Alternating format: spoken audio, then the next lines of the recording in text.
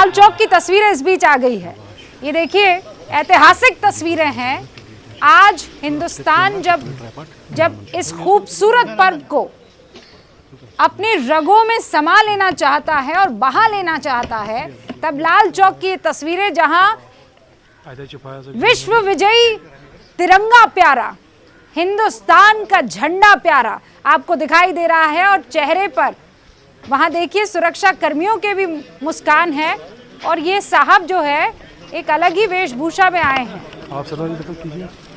मैं इनकी बात नहीं कर रही हूँ, ये तो तिरंगा लेकर कुछ बोलिए सर। जरा उठाओ शॉट लेना है। पहुंचे हैं वहां पर। लाल चौक पर ऐसा मौका बहुत कम मिलता है। इनफैक्ट अभी जब से 371 गया है तब जाकर 370 माफ कीजिएगा, तब जाकर थोड़ा सा ऐसा माहौल बना है और ऐसा मौसम बना है कि वहां पर तिरंगा दिखाई देता है। लोग फहराते हुए भी और हाथ में ले जाते हुए भी नजर आते हैं।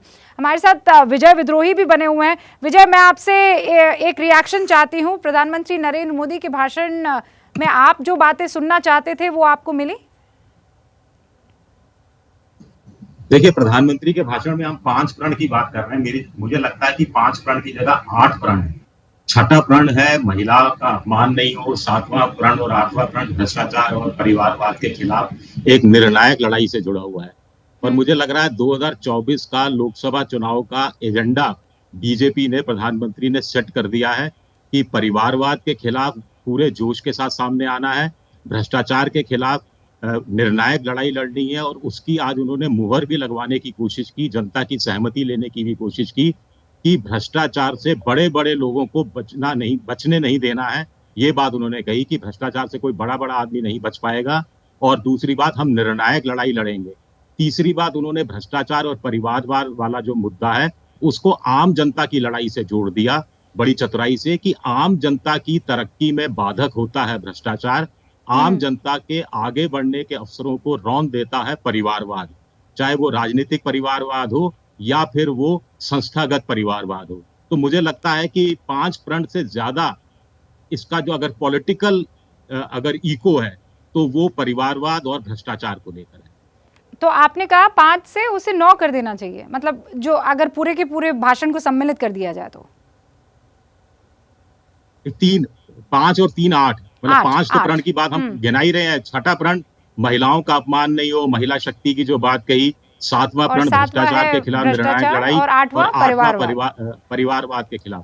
दीपक बोरा जी, ये जो लड़ाई जिसका जिक्र किया है, भ्रष्टाचार और परिवारवाद, ये जैसा स्मिता भी कह रही थी, जैसा विजय भी कह रहे हैं, ये पॉलिटिकल लड़ाई है। और उन्होंने कह दिया है कि इस पर अब होगा आर या पार वाला मामला।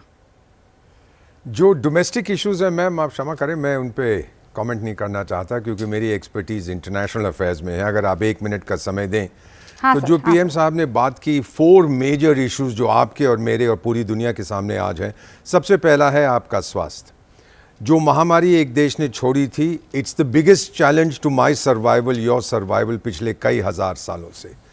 उसने अपना विजिटिंग कार्ड उस देश ने 200 देशों को भेजा। उसके ऊपर लिखा हुआ था वायरस, नीचे लिखा हुआ था मैं आपकी सेहत को ख़राब करूंगा। मैंने विजिटिंग कार्ड भेजा 200 देशों को, उस पर लिखा था वैक्सीन और नीचे लिखा था मैं आपका इलाज करूंगा। 200 करोड़ तो वैक्सीन हम कर चुके हैं, 100 करोड़ हम वैक्सीन बना रहे हैं इंडो पैसिफिक रीजन के लिए, और कितने करोड़ वैक्सीन हमने गिफ्ट दिए हैं कितने सारे देशों को, क्योंकि हम बहुत अच्छे लोग हैं। That is one. Second ma'am, climate stability, इसकी भी बात हुई है। आप देख रहे हैं 2/3 हिस्सा यूरोप का इस समय ड्राउट यानी पानी की कमी से जूझ रहा है। 500 साल में सबसे भयंकर स्थिति यूरोप में आई है, भारत में भी है। लेकिन क्लाइमेट चेंज में लीड कौन कर रहा है पूरी दुनिया में? आपका देश, हमारा देश भारत कर रहा है। ये भी आप जानती हैं कि हमने वादा किया था कि 40% ग्रीन एनर्जी होगी हमारी टोटल इंस्टॉल्ड एनर्जी कैपेसिटी में, 40% 2030 तक, 9 ईयर्स अहेड ऑफ शेड्यूल उसको हमने किया है। तीसरी चीज़ मैम, जब अंग्रेज़ लोग आए थे हुकूमत करने अफ्रीका पर, लैटिन अमेरिका पर, एशिया पर, हवाई जहाज़ में नहीं आए थे, मोटर कार में नहीं आए थे, रेलगाड़ी में नहीं आए थे। 500 साल पहले ये नहीं थी, समुंदर के ज़रिए आए थे। और अगर इकोनॉमिक रिकवरी होगी तो फ्री एंड ओपन सीज, उसमें भी क्वाड के अंदर भारत की अहम भूमिका। चौथी है नई टेक्नोलॉजीज, और ये आप जानते हैं कि we are a startup nation, दुनिया का सबसे नौजवान देश है, 80% हमारी साक्षरता है। जिन लोगों ने आलोचना करनी है, जिन्हें हम दुखी आत्मा कहते हैं, वो करते रहें, लेकिन पूरी दुनिया आज देख रही है कि 4 जो ये अहम मुद्दे हैं, चारों पर India is leading the way. और जैसे पीएम साहब ने भी कहा कि तो कंकर में शंकर ढूंढते हैं, हम तो धरती को माँ कहते हैं, नर्मदा को गंगा को माँ कहते हैं, पहाड़ों को हम पिता के रूप में देखते हैं, कैसे हम इस धरती का नुकसान कर सकते हैं। वेरी पावरफुल मैसेज मैम, ये पूरे देश में, पूरी दुनिया में रिवर्बरेट करेगा। ये 3 जो बातें आपने कही हैं उस पर प्रधानमंत्री नरेंद्र मोदी ने सिर्फ पॉलिटिकल वार नहीं किया है, बल्कि पूरे देश को साथ ले लिया है। वहाँ बैठा हर एक बच्चा भी इस बात से अग्री करेगा जो पीएम बोल रहे थे। हो सकता है कि आप जैसा बोल रहे भाई भतीजावाद और भ्रष्टाचार को लेकर वो डायरेक्ट कनेक्ट ना ला पा रहा हो, लेकिन ये जो बातें आप कह रहे हैं, इससे पूरा विश्व इस वक्त प्रधानमंत्री नरेंद्र मोदी की बातों में हाँ ज़रूर मिलाएगा। जैसे ही घड़ी का काटा दोपहर 2:30 पे आए, बबीता जी का दिल सास बहू साजिश के लिए मचल जाए।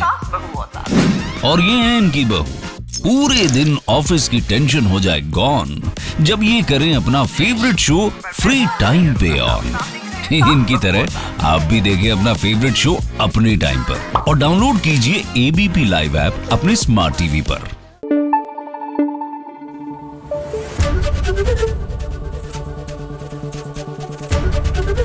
एबीपी न्यूज आपको रखे आगे।